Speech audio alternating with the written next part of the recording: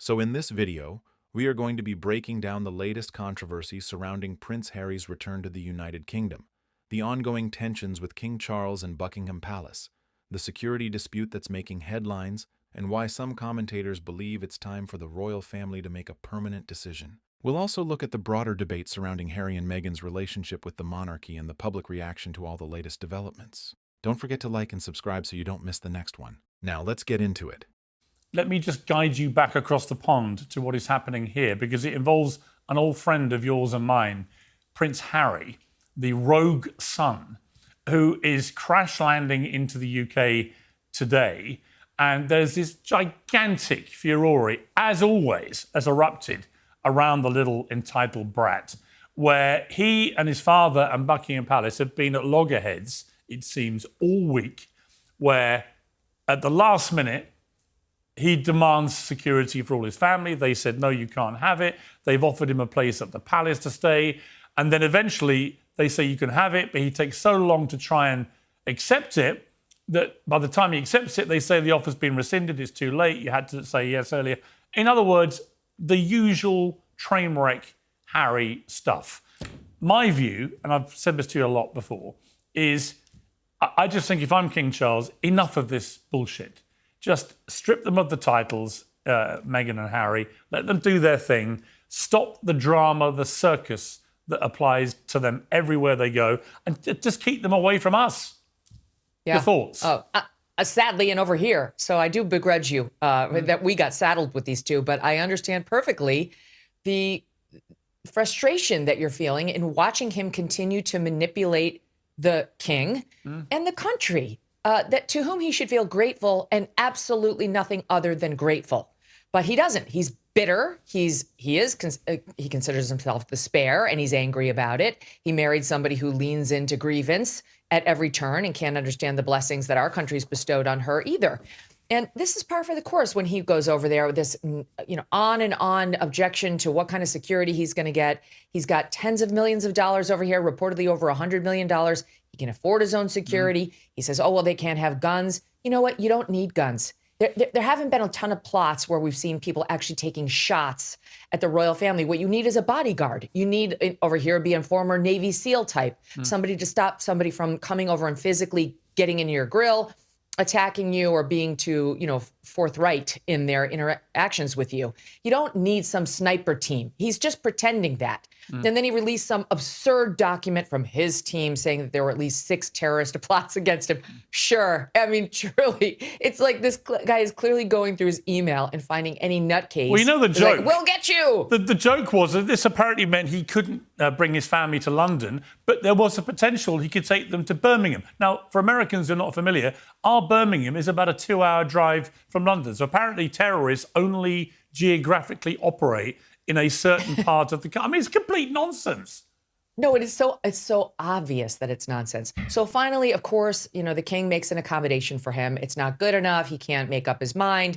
Now he decides he's coming over. And all of this, the people who I feel most sorry for are William and Catherine, because look what they're doing, Piers. I don't have to tell you or your audience. They're over there doing the daily duties of a royal. They are showing up at the ribbon cutting ceremonies. Now, as you know, the vast majority of being a royal is not all glitz and glam and hanging out with Taylor Swift. It's showing up at the small rinky-dink things, making people feel good about being, a member of the kingdom. And they do it. And they do it, with some fanfare, but mostly people aren't thinking about them all day, every day. So they've made the sacrifice. And these two, whenever they get a little bored, decide to get themselves in the news, typically at the expense of the royal family. And you and I both know, why are they even talking about possibly having Megyn go to the UK and bring the 2 children to the UK? Because they need another Netflix hit. Yeah. They're losers. Everything they've touched has turned to shit, other than the one expose on the royal family where she mocked how people have to curtsy in front of the queen. And they called the entire British public racist. And they were allowed to do this by Prince Harry. He had no qualms about shitting all over the people who made him rich and famous. And that's the only reason they want to go back over there. So they can either get Netflix cameras there and film their experience, or come back home and do a confessional about how poorly they were treated. So I don't blame anyone, especially Will and Kate and the royal family, for saying, why do we keep indulging this? Yeah. Because we're actually out here with the shoe leather work Yes. and don't want or approve of this kind of attention. And these two delusional narcissists, every 6 to 18 months or so, decide they need another dose of adoration or just attention. They'll take it either way. And thanks to the king's love for his son, which I understand, they continue to get it. So I agree with you. The royal title should be pulled, and we should stop engaging in the fiction that they have any love for King Charles. They don't. They only have love for themselves. Correct, and their bank balances. I want to get your very quick take. I know you got a hard out today. Just 3 things I just wanted your observation on. One, you mentioned Taylor Swift. This gigantic wedding at Madison Square Garden. Over 1,000 guests, incredible luxury, extravagance and so on. Most of Midtown Manhattan brought to a standstill and so on. You know, I like Taylor Swift, but when I got married, there were 52 people there in a small chapel in Oxfordshire. Was it a bit OTT, this? I mean, I may shock you, but I feel sorry for Taylor Swift. I really think she's empty inside. I think most people who seek fame at a very early age, like in their teens, are chasing after some sort of fullness that wasn't provided by their family of origin for whatever reason. And it never comes. It's a lifelong pursuit because fame and money, adoration from strangers does not fill that void. Only you, God, and your immediate loved ones can. Who has a 1,000-person wedding? Okay. And then, okay, maybe she does have that many friends and family. I don't know. You know, like if you're Italian, you got nonstop relatives. You could get to 1,000 pretty quickly, which she's not. And then we look at the guest list. Oprah? Really? Steven Spielberg? Those two are super close to Steven Spielberg? Bullshit. I don't believe that for 1 second. Bradley Cooper. Okay. The music stars I can accept. Like that makes some sense to me that she would be immersed in country music in particular and would know a lot of the big stars there. But Adam Sandler officiating? Okay, how did that come about? Oh, we're told by the papers that Travis and he were in Happy Gilmore 2 together. When was Happy Gilmore 2 made? 2025. 2025 So I'm sure they go way back, Piers. You know who it reminds me? It year. reminds me, Megyn, of Megyn and Harry's wedding, where suddenly George Clooney popped up and there was no suggestion they'd ever met. I mean, I think they probably must have done, but and Oprah was sitting where all her family would sit because none of her family got invited. I mean, it's a bit weird, these kind of weddings where any celebrity you can think of rocks up for your most private nuptials. It's so awkward. It makes me feel so uncomfortable. Can you imagine having that intimate exchange? My wedding too, to Doug, we had about 125, 130 people there, which is small by, today's standards. But we knew every single person. We had an intimate connection with every single person there. It really meant something. It felt like an event, didn't it? It felt like it was like a show. Right? We're putting on a show here. Totally. And the fact that it was at Madison Square Garden with all the plebes outside, like, oh, Taylor, God forbid they get anywhere near the actual couple. They just needed to be there playing their part in the play, how unpopular, right? Megyn, The Disney princess. How unpopular and out of the loop and frozen into hell must you be to not make the top 1,000? I'm thinking of Blake Lively here and their cataclysmic falling out where, I mean, if you don't make the top 1,000 friends of Taylor Swift, you are in Siberia, aren't you? Yeah, that's absolutely true. And they used to be very tight. Of course, they had the falling out over the Baldoni lawsuit and Blake's texts referring to Taylor as her dragon, as though Taylor Swift is just some serf to Blake Lively, the real queen of Hollywood. Like, she'll do what I tell her, is really what she's saying. She behaves as directed. I'm the Khaleesi. She's the dragon. That is ridiculous in its delusion.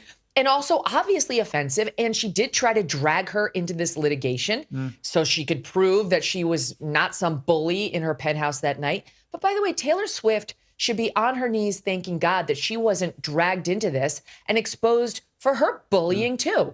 She participated in that penthouse summit with Justin Baldoni, who, with all due respect to Baldoni, was a relative nobody in comparison to Ryan Reynolds, Blake Lively, and Taylor Swift, got dragged in there as they tried to hijack his movie. Taylor was complicit. She didn't know what the truth was about who was the villain and who wasn't, but she jumped right in to have the back of her friend without any questions. And has she updated her comments or said anything that would telegraph, I might have gotten that one wrong? Meanwhile, Justin Baldoni's, been dragged through the mud for the past 2 years. That nightmare Blake Lively, who can buy and sell him 100 times over, is now trying to seek $8 million from him in attorney's fees to get one claim dismissed One. He filed one and it was dismissed. And now she wants $8 million in attorney's fees for it. She filed 13 and 10 got dismissed, and he doesn't get any of his fees. She has torched her brand, you know. This weird statute. I just think she's torched her brand so badly. I mean, I can barely watch her on camera anymore. It's just so, you just think, God, you're obviously awful. Not only did she bully him, and look, he's a filmmaker, he's not somebody of no stature, but the tapes that emerged of the way she behaved in that media tour are really what devastated her. Yeah. In the first instance, then she tried to blame it on him. And now in the second instance, when it got raised as a defense to the litigation saying, you caused this for yourself. But that interview with the Norwegian journalist in which the sweet, unknown journalist who makes probably $60,000, $70,000 a year, if that, says, you know, I like your baby bump, to Blake Lively, who, by the way, is 7 months pregnant in this exchange. And so clearly, you know, as a journalist, you do, if there's something extraordinary about your guest physically that's changed from when people have last seen them, you have to call attention to it. It's considered journalistic malpractice not to. If the audience is noticing it and you're not saying anything.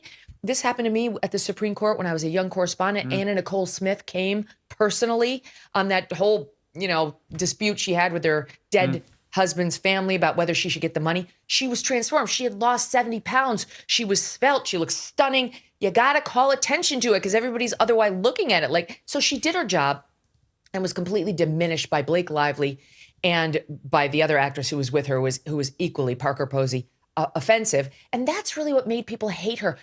People cannot stand a bully. No, I agree. And Blake Lively is a bully. Now let's break down what we've just heard. The conversation ends by shifting away from the royal family and into the controversy surrounding Blake Lively, Justin Baldoni, and Taylor Swift. The speakers argue that Blake Lively's public image has suffered because of allegations of bullying and because of interviews that have resurfaced online.